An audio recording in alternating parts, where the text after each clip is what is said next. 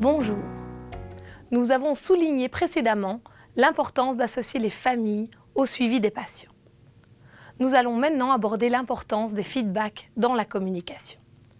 Il s'agit d'une clé indispensable pour vous accompagner dans cette démarche. En effet, la relation avec l'entourage n'est pas toujours aisée. Les familles ont leur propre histoire, chacun vit et ressent les choses de son propre point de vue. Cela peut créer des incompréhensions, tant pour vous que pour la famille. Prendre le temps d'explorer les représentations et comment l'autre comprend ce que vous dites permet de mieux ajuster votre communication et de la rendre plus efficace. C'est ce que nous appelons être attentif au feedback.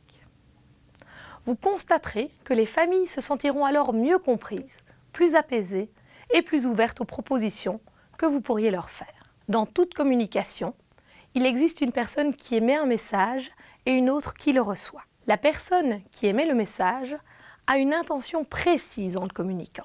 La personne qui reçoit le message va le décoder en fonction de sa représentation de la situation, de sa vision du monde. Ce décodage va influencer la manière dont elle va réagir à ce message. Cette réaction va à son tour être interprétée par l'autre personne, également en lien avec sa vision du monde, et ainsi de suite. C'est donc bien la personne qui reçoit le message qui crée le sens de celui-ci. Prenons un exemple.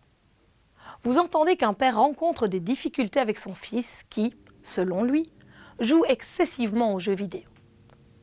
Vous lui suggérez un centre spécialisé. En entendant cela, il se ferme et adopte une attitude défensive. Ce n'est qu'en questionnant sa réaction, ce feedback, en disant par exemple « Vous ne semblez pas d'accord avec ma proposition ? Qu'est-ce qui vous dérange ?» que vous pourrez comprendre son décodage. J'ai l'impression que vous dites que la situation de mon fils est grave. Vous pourrez ainsi ajuster votre intervention pour qu'elle soit plus adaptée au vécu de ce patient. Soit en réexpliquant votre intention. Je me suis fait mal comprendre. Je voulais juste vous proposer de l'orienter vers ce centre parce que les chances de réussite sont d'autant plus grandes que la situation est prise tôt. Soit en envisageant d'autres pistes d'intervention avec lui. Mais peut-être avez-vous d'autres idées ? Parfois, le feedback est plus difficile à décoder que cela. Les patients ne disent pas non ou ne manifestent pas clairement leur désapprobation. Cela se manifeste davantage par des « oui mais » ou encore ils ne font simplement pas ce qu'il aurait recommandé. À nouveau, il s'agit de prendre le temps d'explorer leurs réticences en les questionnant sur ce qu'ils ont compris et sur ce qui les a empêchés de suivre vos recommandations. N'hésitez pas à vérifier votre compréhension en reformulant régulièrement leur point de vue. Par exemple, une femme peut venir vous trouver car elle est inquiète par rapport à la consommation d'alcool de son mari. Mais vous vous rendez compte ? Il ne peut plus manger un repas sans l'accompagner d'un verre de vin. C'est affolant. Vous imaginez si après il finit la bouteille ?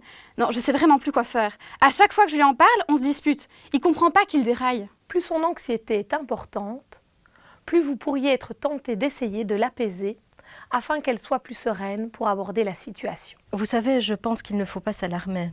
Il est juste peut-être un peu trop stressé actuellement. Le risque est alors qu'elle ne se sente pas entendue dans son inquiétude et qu'elle vous sollicite davantage avec des propos de plus en plus alarmants pour que vous compreniez la détresse dans laquelle elle se trouve. Son attitude pourrait alors vous sembler assez envahissante. Mais vous savez, mon oncle, il est mort d'un cancer du foie, donc moi ça m'inquiète.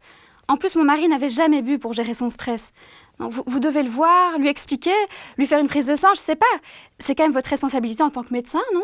À ce moment, vous pourriez avoir la sensation que les propos de cette dame sont inadaptés, vous sentir oppressé ou même craindre pour leur relation de couple. Ces différentes interprétations pourraient mener à diverses réactions de votre part. Par exemple, la rassurer en relativisant la situation ou encore écourter la conversation pour ne pas alimenter ses angoisses. À travers tous ces messages, l'intention de cette dame est « écoutez-moi ».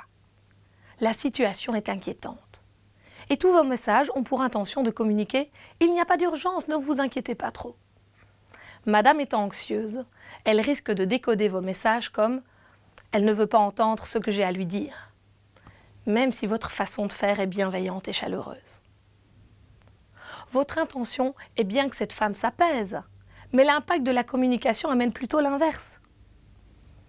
L'essentiel est donc de tenir compte du feedback de l'autre pour construire une communication harmonieuse et efficace.